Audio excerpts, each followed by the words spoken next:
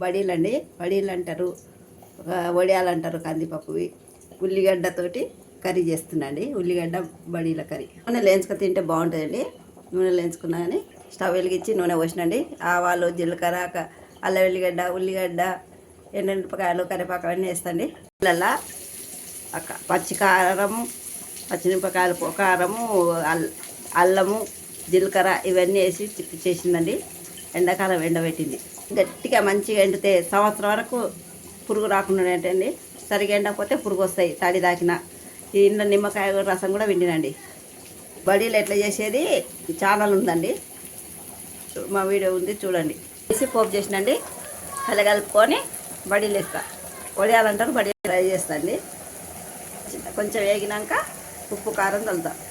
ఇంట్లో కూరగాయలు లేనప్పుడు కూడా తొందర రెడీ చేసుకోవచ్చండి. ఒక ఉల్లిగడ్డ, ఒక టమాటా, ఈ బడీలు ఉంటే తొందర కర్రీ చేసుకొని తినొచ్చు కూడా. కారం కొంచెం వేసినండి. వడియాలలో ఉంటుంది అన్నీ కలిసింది. గరం మసాలా, ధనియాలు అన్నీ కలిసిన ధనియాలు కూడా వేసిన.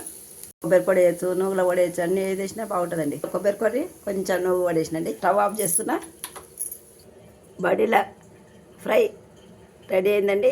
నేను చేసే విధానం మీరు చేయండి, ట్రై చేయండి, లైక్ చేయండి, షేర్ చేయండి. చూసే వాళ్ళందరికీ థ్యాంక్స్ అండి.